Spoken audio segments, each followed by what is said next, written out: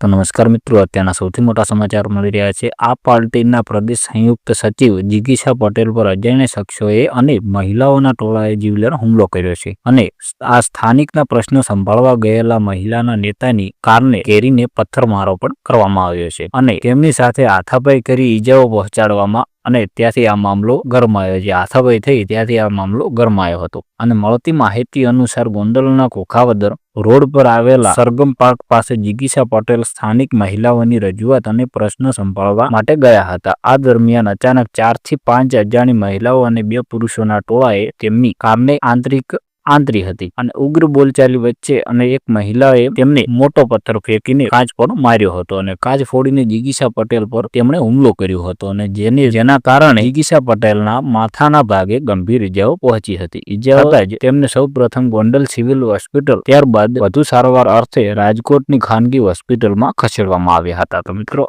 News આપવામાં આપણે એક દિવસ લેટ પડી ગયા, પણ આવા જ સમાચાર સાંભળવા માટે આપણી ચેનલને સબસ્ક્રાઇબ કરી દેજો અને વિડીયોને લાઇક કરી દેજો।